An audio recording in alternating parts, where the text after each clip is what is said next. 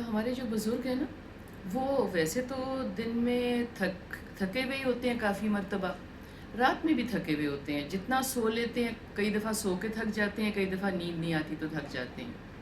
तो उनसे मैं थोड़ा-सा ये पैगाम कह लें आप, इल्तिजा कह लें आप, मैं उनको ये कह रही थी आज अच्छे प्यारे दोस्त भी होते हैं ना हमारे बुज़ुर्ग, हमारे पेरेंट्स से हमारी दोस्ती होती है, हमारे कोई खाला मामू होते हैं, नेबर्स होते हैं, कोई हम सेशंस में जाते हैं, हमारे कॉलीग्स होते हैं या इस तरह जो हमारे दोस्त होते हैं, तो वो कई दफ़ा बताते हैं कि हम बहुत थक जाते हैं।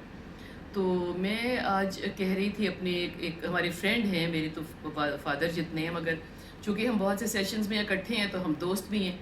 तो मैं उनको कह रही थी कि अगर आप बहुत थक जाते हैं तो आप, अल्लाह का हुक्म है ना कि आप तयम्मुम कर सकते हैं, अल्लाह ताला ने आपको छूट दी हुई है, तो तयम्मुम कर लें।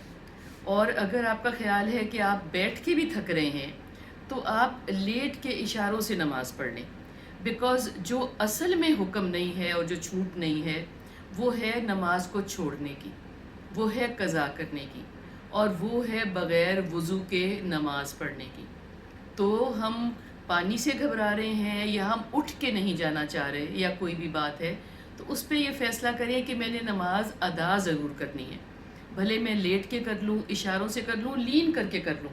जो हमें इजाज़त तो नहीं है कि हम टेक लगा के नमाज ना पढ़ें, मगर जब आपको मजबूरियाँ हैं तो आप लोगों से ना पूछें, फ़तवा ना लें कि मैं क्या करूँ। आप ये करें कि आप अल्लाह को कहें, बल्कि अल्लाह को तो मालूम है ना, मगर अपनी तसल्ली के लिए हम अल्लाह को कहते हैं। आप अल्लाह को कहें कि मैं ये नहीं कर सकता मगर मैं करना चाहता हूँ, मैं अपनी अटेंडेंस लगाना चाहता हूँ, मैं हाज़िर होना चाहता हूँ, मैं छुट्टी पे नहीं जाना चाहता, तो मुझे तौफ़ीक दिए रख।